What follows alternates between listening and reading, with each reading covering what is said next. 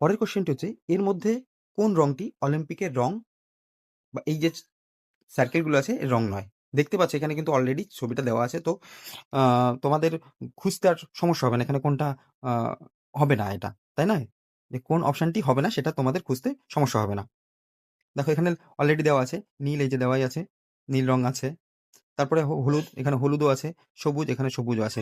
কিন্তু এখানে কি নীল রঙও আছে, এখানেও আছে, হলুদ আছে, সবুজ আছে।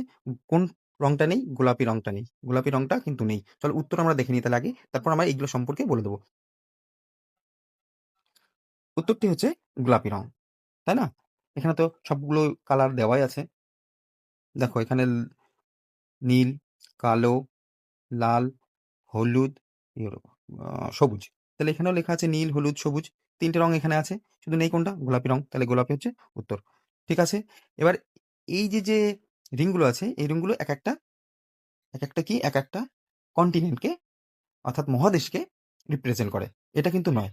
কারণ এই যে প্রত্যেকটা রং আছে তোমরা যদি খুঁজে পাও, দেখবে প্রত্যেকটা রং প্রত্যেকটি দেশের যতগুলো দেশ আছে, ততগুলো দেশের প্রত্যেকটি পতাকার মধ্যে এই রংগুলো তোমরা খুঁজে পাবে।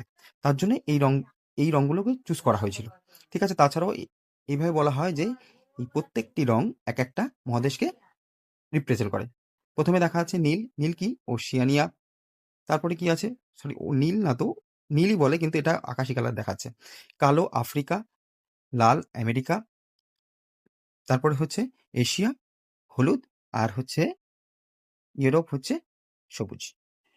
এবার এখানে ওশেনিয়া শুনে অনেকে ভাবছে এটা আবার কোথাকার? এটা তো কোনোদিন শুনিনি। হ্যাঁ, এখানে ওশেনিয়া লেখা হয়েছে কারণ এখানে ছিল অনেকগুলো দেশ আছে সেগুলো সম্পর্কে একটু বলে নিই যে নিউ গিনি, তারপরে নিউ গিনি এরকম অনেকগুলো দেশ আছে এবং নিউজিল্যান্ড এবং অস্ট্রেলিয়া এই সমস্ত দেশগুলি নিয়ে অস্ট্রেলিয়া একটা মহাদেশ। কিন্তু অস্ট্রেলিয়া একটা মহাদেশ এবং একটা দেশের নাম। তার জন্যে নিউ গিনি এবং তারপরে নিউজিল্যান্ডের এরা বলছিল যে আমরা ওই দেশের নামটা ইউজ করব না বা ওই মহাদেশের নামটা ইউজ করব না। আমরা একটা নতুন মহাদেশের নাম তৈরি করব, সেটা হচ্ছে ওশেনিয়া। ঠিক আছে? এটা হচ্ছে এর ইতিহাস।